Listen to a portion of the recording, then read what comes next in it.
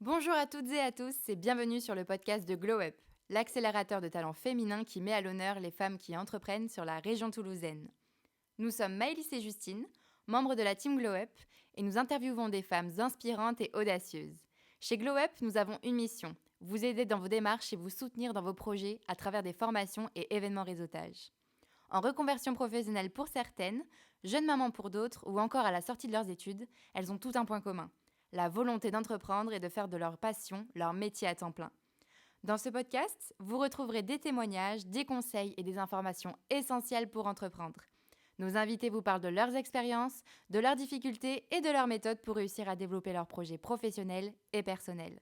Un endroit bienveillant où l'on échange et apprend de nous-mêmes, toujours avec audace. Comment faire pivoter son activité ? Aujourd'hui, nous recevons Johanna, diététicienne, nutritionniste et fondatrice du programme L'alimentation et vous. Johanna vous coach pour manger plus sainement et sans frustration grâce à un programme adapté que vous pouvez retrouver sur son site internet ou sur ses réseaux sociaux sous le nom de Johanna et vous, où elle compte aujourd'hui une communauté de plus de 16 000 abonnés. Johanna, bonjour, bienvenue. Bonjour. Comment tu vas ? Je vais très bien et toi ? Bah écoute, super, je suis ravie de te recevoir aujourd'hui pour ce deuxième épisode du podcast. Alors déjà, est-ce que tu te rappelles, tu es déjà passée au micro du podcast de Glow Up il y a 2 ans et demi. Qu'est-ce qui a changé dans ton activité depuis avril 2019 ? Il s'est passé beaucoup de choses depuis avril 2019. Je pense que quasiment toute mon activité a changé parce qu'à l'époque où j'ai enregistré ce podcast avec vous, mon activité, c'était des consultations assez classiques de diététicienne, nutritionniste. Et depuis, mon activité a complètement changé puisque maintenant, je gère un programme de rééquilibrage alimentaire en ligne. Donc voilà. Voilà, qui s'appelle du coup L'alimentation et vous, Exactement. que tu as lancé donc il y a 2 ans, c'est ça ? Ouais, bientôt 3 ans. 2 ans et demi, ouais. Et est-ce que du coup, tu peux nous parler un peu de ce nouveau programme, enfin de ce programme que tu as lancé et de ce qui t'a motivé à sa création, en plus de ton activité de diététicienne ? Complètement. En fait, c'est un peu la suite logique, je dirais. Quand j'ai fait des consultations pendant 2 ans, et très vite, je me suis rendu compte que mes clientes avaient tout un problème commun. Ce problème, c'était le manque d'idées repas. Je leur donnais, moi, quelque chose d'assez théorique, même si c'était personnalisé. Quand on va chez une diététicienne, on ressort avec un programme personnalisé, avec un grammage en termes de féculents, en termes de légumes, en viande, etc. Mais après, c'est difficile de s'approprier ça et de voir ce que ça peut donner concrètement dans l'assiette. Et donc, quand j'interrogeais mes clientes sur ce qu'elles mettaient dans leurs assiettes, je me rendais compte que c'était souvent trop frustrant, trop régime en fait, qui n'avait pas ce côté gourmandise et donc forcément elles s'essoufflaient au bout d'un moment et elles retombaient un peu dans le cercle vicieux du je me prive pour perdre du poids. Je me suis posée et j'ai réfléchi sur comment je pouvais les aider au mieux pour dépasser un peu ça et est venue l'idée des menus que j'ai testés et qui a plu. Donc voilà, c'est un peu comme ça qu'est né le programme L'alimentation et vous. Et donc, du coup, ce programme-là, tu le proposes uniquement aux femmes ? Sous quel format ? Explique-nous un petit peu. Alors, depuis le début, ma cible, c'est vraiment les femmes. Pas vraiment de limite d'âge. J'ai des femmes de 18 jusqu'à 60 ans, voire plus. Enfin, il n'y a pas vraiment de limite d'âge. L'idée, c'est de faire comprendre aux gens le plus simplement possible qu'on peut manger équilibré et gourmand et que surtout, le fait de manger équilibré et gourmand peut amener à une perte de poids quand on le met en place dans le quotidien, et simplifier la charge mentale. Donc pour ça, le programme, toutes les semaines, mes clientes reçoivent une semaine de menu équilibré et gourmande, avec les recettes associées et la liste de courses. Tu te places vraiment comme coach de vie, coach de nutrition pour tes clientes ? Je dirais plutôt coach de nutrition parce que je reste vraiment quand même dans la partie alimentation. Je vais pas trop sur le développement personnel, même si sur mes réseaux sociaux, j'en parle beaucoup parce que c'est un sujet que j'estime beaucoup. Mais voilà, je suis pas... Après, c'est vrai que souvent, l'alimentation est souvent liée aussi au développement personnel, dans le développement de chacune. Donc, c'est vrai qu'on peut un peu lier les deux. Surtout sur tes réseaux sociaux, c'est vrai que tu en parles beaucoup. Tu es très investie aussi de ce côté-là. Donc, c'est vrai que du coup, on se sent peut-être plus investi que sur une diététicienne qui ne pratiquerait justement que son... C'est possible. Après, c'est vrai que la bienveillance, c'est une de mes qualités... primordiales. Ouais, oui. Voilà.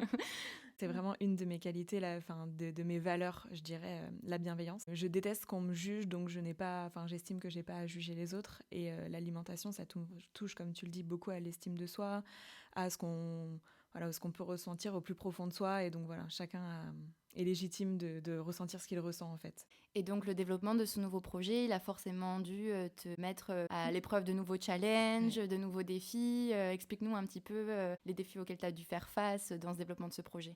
Complètement. Ça n'a rien à voir du coup avec ce que je pratiquais en fait au début où j'ai lancé ce programme. C'était un PDF que j'envoyais chaque semaine. Donc je créais un PDF que j'envoyais chaque semaine à tous les utilisateurs et qui pouvaient télécharger sans limite de temps via un Drive en fait. Ils avaient un lien Drive qu'ils pouvaient télécharger tout le temps. Et assez rapidement, je me suis rendu compte que c'était compliqué pour les utilisateurs de retrouver une recette si elle avait été faite 3-4 semaines avant. En termes d'organisation, utilisation client, c'était pas très pratique. Donc, j'ai voulu développer une solution digitale assez vite, mais je me suis confrontée au développement web et c'est un domaine que je ne connais pas du tout, donc c'était assez dur de se renseigner, de trouver les bonnes personnes avec les bons conseils et de sortir quelque chose de qualitatif, quoi. Donc, ça a mis à peu près 1 an et demi. Le temps de réaliser ce projet. Donc ça, c'était vraiment ma première contrainte. Et puis, le deuxième défi que j'ai eu à réaliser, ça a été le passage d'auto-entrepreneur à entreprise, parce que ça a accompagné un peu le développement de cette activité, du programme. Je suis passée là en janvier 2021 en entreprise et j'ai changé de statut. Donc voilà, j'ai été bien entourée aussi pour ça, mais c'est une logique qui est un peu différente, elle aussi. Et donc, dans ce programme et dans ton activité, est-ce que du coup, tu as fait appel à d'autres professionnels ou tu as vraiment dû te former toi toute seule dans ces nouvelles tâches? Est-ce que tu as dû développer de nouvelles compétences justement pour pouvoir développer ce nouveau projet qui est très différent de ce que tu fais normalement en tant que nutritionniste? Est-ce que tu as fait appel à d'autres personnes? Complètement. Je me sens d'ailleurs à l'heure actuelle plus entrepreneur que diététicienne nutritionniste. Tout entrepreneur se forme au quotidien, ça c'est sûr. Et puis, j'ai dû développer beaucoup de compétences. Je me suis entourée aussi parce qu'après, chacun son métier. Notamment pour le développement, j'aurais jamais pu créer l'application toute seule. Enfin, la web app, voilà, elle a été créée à l'aide de développeurs, de 2 développeurs, un développeur pour un peu le côté technique, un développeur front, donc qui s'occupe vraiment du design, et un développeur back qui s'occupe vraiment de comment fonctionne l'appli derrière. Et heureusement qu'ils étaient là et qu'ils m'ont aiguillée sur les choix. Après, je suis quelqu'un qui aime bien maîtriser quand même la chose, donc j'apprends beaucoup aussi, j'essaie de m'intéresser en tout cas à ce que je fais. Avoir une multiple casquette, du coup, pour un peu développer. Quand on est entrepreneur aussi, ça tombe un petit peu sous le sens et on est un peu aussi confronté à ça. Et donc, suite à ton programme L'alimentation et vous, comment est-ce que tu as pu le communiquer là-dessus et le faire connaître? Est-ce que tu avais déjà une grosse communauté sur Instagram? Est-ce que c'est grâce à ce programme-là que tu as pu développer ta communauté? J'ai vu aussi que tu avais une chaîne YouTube où tu communiques aussi un petit peu là-dessus. Donc, et tu as participé aussi à d'autres podcasts. Est-ce que ça t'a servi en tant que support de communication un petit peu pour ça? Complètement. La chaîne YouTube, elle est un peu à l'abandon, pour être honnête. Ça fait longtemps que j'ai pas posté de vidéo parce que ça prend beaucoup de temps de faire une vidéo locali, de la poster. Je développe mon activité principalement sur Instagram. Enfin, je communique principalement sur Instagram. Je me suis essayée un peu à Pinterest, mais ça prend beaucoup de temps aussi et je manque de temps. Je préfère faire une chose à la fois, mais la faire bien plutôt que d'en faire plusieurs. À l'heure actuelle, c'est vraiment Instagram en priorité. Pour faire connaître le programme, j'ai aussi plusieurs ambassadeurs. J'ai fait appel à l'influence. C'est comme ça que je me suis fait connaître aussi au début sur Toulouse. J'ai fait appel à une influenceuse toulousaine qui m'a aidée à mon développement et le programme a contribué. Au moment où j'ai lancé le programme, je me souviens plus vraiment, mais je crois que j'étais aux alentours des 10K sur Instagram. C'est quand même une grosse communauté. Oui. Voilà, ça t'a permis aussi d'avoir un sacré support, pouvoir communiquer là-dessus. Complètement. Avec une communauté du coup qui est de Toulouse, locale et féminine. Oui, alors féminine à 98%, donc oui, ça c'est sûr. Locale, pas vraiment en fait, parce que le programme il est proposé en ligne, donc dans toute la France. Et j'ai à peu près 30% de Toulousaines dans ma communauté, donc voilà. Moi aussi j'étais un peu étonnée, je pensais plus au début, mais... Tu te développes au niveau national aussi, donc c'est top. Exactement. Et donc est-ce qu'aujourd'hui tu peux dire que ton programme L'alimentation et vous a pris le dessus sur ton activité professionnelle, donc de diététicienne et nutritionniste? Complètement. À l'heure actuelle, comme je te disais, je me sens plus entrepreneur, voilà, chef d'entreprise pour ce projet plutôt que diététicienne. D'ailleurs, je me fais aussi accompagner en diététique maintenant. Je me fais aider pour la création des menus parce que j'ai de moins en moins de temps et j'ai de plus en plus de temps à consacrer à autre chose qu'à cette partie opérationnelle de la création des menus. Mais c'est super, ça me plaît beaucoup en fait de changer de casquette comme ça et d'avoir les deux facettes. Les multitâches, bien sûr. Complètement. Et donc tu nous parlais un petit peu de marketing d'influence. Tu fais appel à de nombreux influenceurs du coup qui sont toulousaines pour pouvoir faire connaître un petit peu ton programme. Est-ce que tu souhaites continuer sur cette voie-là de partenariat? Est-ce que tu as d'autres partenariats là qui vont arriver justement avec d'autres influenceuses, peut-être aussi au niveau national, puisque tu promouvois ton programme au niveau national? Donc est-ce que tu as dans l'objectif de développer développer ce côté-là? Est-ce que tu as déjà des projets? Oui, j'aimerais bien, je reste alerte sur les projets qui peuvent arriver, notamment dans l'influence. Après, c'est un milieu qui se développe beaucoup, où elles ont beaucoup de propositions, donc il faut trouver la bonne personne, la bonne ambassadrice. Je suis plus sur le côté qualitatif que quantitatif, voilà, pour représenter le programme. Je développe aussi des campagnes de publicité. Là, depuis 1 an à peu près, je travaille beaucoup là-dessus. Donc en parallèle de l'influence et en parallèle de moi, ma communication sur Instagram, c'est un peu les 3 aspects. Et l'objectif de 2022, c'est d'aller chercher des partenariats un peu différents, pas forcément dans l'influence, mais des partenariats qui pourraient être intéressants pour faire découvrir le programme. Et donc, tu nous parles un petit peu de 2022. Est-ce que tu as déjà d'autres projets en plus de ton programme? Est-ce que tu veux vraiment te concentrer sur le développement de ce programme déjà qui est existant, qui est déjà sous 3 formats, il me semble? Tu as 3 offres différentes. Ou alors souhaites avoir d'autres projets, d'autres programmes qui sont assez différents? Quelle est la suite pour Johanna et vous? En fait, à l'heure actuelle, donc il y a une formule de menu qui est la même pour tout le monde, que je souhaiterais décliner effectivement. C'est une formule qui est flexitarienne. Elle est vendue sous 3 formules différentes, c'est-à-dire qu'il y a soit on s'abonne pour 3 mois, soit on s'abonne pour 6 mois, soit on s'abonne pour 12 mois. Mais le cœur du menu est le même. Il est flexitarien, c'est-à-dire qu'il propose à peu près 50% de viande et poissons et 50% de recettes végétariennes chaque semaine. Et j'aimerais sortir un menu végétarien. Ça, c'est aussi la grosse nouveauté de 2022, qui s'accompagnera aussi avec une nouveauté sur l'espace client. J'aimerais sortir une version numéro 2 de l'espace client, donc on est en train de travailler là-dessus. J'espère qu'elle verra jour en 2022. Normalement, oui. Et si on parle un petit peu administratif, tu nous disais tout à l'heure justement que tu as dû passer de auto-entrepreneur à société-entreprise. Oui. Quelles ont été les démarches pour faire vraiment pivoter ton activité dans ce sens-là? Est-ce que tu as eu des aides? Raconte-nous un petit peu comment ça s'est passé. Pour moi, ça s'est passé en priorité. Je me suis rendu compte, donc quand on est auto-entrepreneur, on a un plafond notamment au niveau de la TVA. Dans le chiffre d'affaires, on ne paye pas la TVA jusqu'à un certain chiffre d'affaires où on commence à payer la TVA. Donc c'est ce qui s'est passé pour moi, et au moment où j'ai commencé à payer la TVA, je me suis entourée, j'ai cherché une expert comptable et j'ai fait le point avec elle pour voir ce qu'il était le plus intéressant de faire pour moi. Est-ce que c'était plus intéressant de rester en auto-entreprise ou est-ce que c'était plus intéressant de passer justement en société? Si oui, quel statut? Donc ça s'est fait en un petit moment, voilà, on s'est posé, on a beaucoup réfléchi, on a fait des simulations. Je pense que c'est très important d'ailleurs d'être bien entouré parce que c'est un gros changement quand même, notamment dans la manière de penser son entreprise.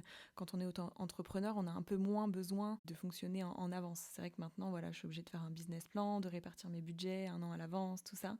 Quand on est en société, on n'est pas obligé de le faire, mais moi, en tout cas, je le conseille. Voilà, c'est comme ça que j'ai défini que c'était plus intéressant pour moi de passer en janvier 2021 en société. Donc là, le statut que j'ai actuellement, c'est EURL. Voilà, je suis un SARL unipersonnel et c'était le statut qui me convenait le mieux par rapport à mes attentes. Mais encore ça, je pense que c'est le mieux d'aller voir une expert comptable pour voir ça avec elle. On va laisser chacun faire son activité et pour pouvoir nous conseiller exactement. Pour finir un petit peu ce podcast, est-ce que tu aurais un conseil pour vraiment toutes celles qui souhaitent, comme tu l'as fait, faire pivoter leur activité ou vraiment la faire accroître ou la différencier pour vraiment adapter leur offre à leur clientèle ou vraiment être plus sur la même longueur d'onde de ce que tu proposes, etc. Je pense que tu l'as dit du coup dans ta question, il faut vraiment, pour moi, c'est le meilleur conseil que je puisse donner, adapter l'offre à la demande. Souvent, en tant qu'auto-entrepreneur, on met beaucoup d'ego dans... C'est normal, c'est notre métier, c'est nous qui avons créé l'activité, mais il ne faut pas oublier que les acheteurs sont les clients et donc c'est d'eux que doivent venir la demande.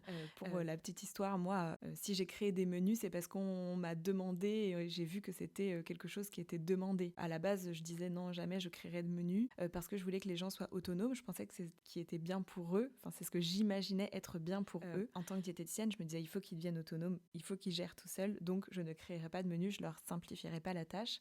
Et en fur et à mesure de mon activité, quand je me suis lancée, quand je me suis confrontée à la réalité du terrain, je me suis vraiment rendu compte que non, c'est vraiment ce qu'ils avaient besoin parce que ça allait leur simplifier et du coup leur simplifier la vie et leur permettre de passer à l'action. Et c'est seulement en passant à l'action qu'on arrive à créer le changement. Donc voilà, moi, mon conseil numéro 1 pour tout le monde, ce serait vraiment de ne pas écouter ce qu'on pense être bien pour les clients, mais d'écouter vraiment quels sont leurs besoins et comment on peut leur apporter une solution. Merci Johanna. Merci je à te toi. remercie.